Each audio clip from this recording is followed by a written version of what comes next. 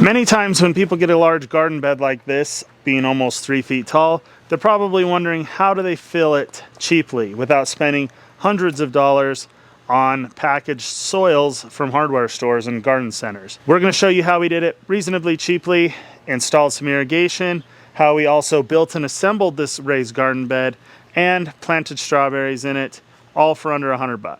So to start off with, we're going to talk about the assembly, which my wife only can speak to because she assembled it to save me some time because I was very busy with other things and she wanted to get it going. So I'm going to let her speak to the assembly process because I didn't do it. So when it came in the mail, it came in a pretty decent sized box with all of the panels and all the hardware, including these rods in the center that are for support.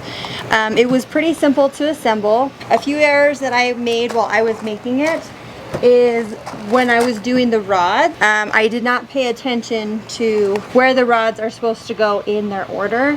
You're supposed to do a rod and then skip a rod and just do a screw with a nut, and then do a rod, and so on and so forth. That was an error that I had made that I had to go back and fix. So make sure you read the instructions thoroughly on that step. But really all you needed to do was go over it, and this is all I did. I just went over the instructions. I got the general idea of how it's supposed to be assembled. I paid attention to the seams and how the panels should overlap on the seams, just to be sure it's getting the best fit possible the way it was made to be assembled. But otherwise, it was pretty simple. The hardest part of all was after you got everything put together, you have to go back in with a wrench and a Phillips head screwdriver and tighten every single bolt and nut. That took the longest of all. It took forever, but it's well worth the time because it's going to keep the longevity of this, help it last as long as possible so that you can get the most use out of it and get your money's worth out of what you paid for. The assembly, plan on 1 to 2 hours, and then filling it, plan on probably 1.5 to 3 hours. Yeah. Now, as far as quality goes, when I pulled it all out of the box, these panels are very thin metal, which aids in a very lightweight shipping, which is why they want it thin. However, when you're assembling it, you have to be really careful not to lean on any of the pieces, not to put any of your body weight, because it will bend this steel sheet metal. It is corrugated, as you can see, which also helps in its stability and structure once it's all put together. None of the screwed heads stripped out as I was fastening them together, and all I needed was a simple wrench and a flathead screwdriver, and that worked great. If you wanted to get a socket wrench, you could, but it's really not necessary if that's not something that you already have on hand. The finish of it is very nice. It's not too shiny, but also not too matte where things are going to cling to it and it's going to look dirty quickly. We picked a light gray color to aid in keeping it as cool as possible because we don't want our food in here to get super hot and the soil to dry out really quickly. The other options that are available is a dark gray and a cream color. As you can see, our house is cream, so we wanted to go with something that would give a little bit of contrast. So the placement of this garden bed was thought out, and I do just have a couple of tips for you if you choose to pick up this garden bed from Landguard. When we chose a south-facing part of the property because we've got strawberries in here, and they need full sun. They need full sun all day long, so we picked a south-facing part, and also we get a significant amount of very small, insignificant rainstorms where the water runs off the roof. So we get the whole surface area of our roof draining off into the flower bed or into the garden bed for the strawberries, which may not be ideal in larger storms, but with the way things have been going lately in our area, those don't come very often. So you're just going to want to think about some of the things, drainage. You know, we live in Arizona, so that's kind of our issue of not having enough water. If you have too much water, you certainly might not want to do something like that if you live in a wetter region. So just think about what you're going to be planting in there before you put it down and things like that. So we went ahead and filled this garden bed mostly with composted pig, goat, and chicken manure from all the various animals that we've had here on the property, as well as all the beddings like straw and pine shavings that all of that manure has been dropped into, as well as lots of other food and kitchen scraps and garden waste and things like that that have been composted in the pig pen.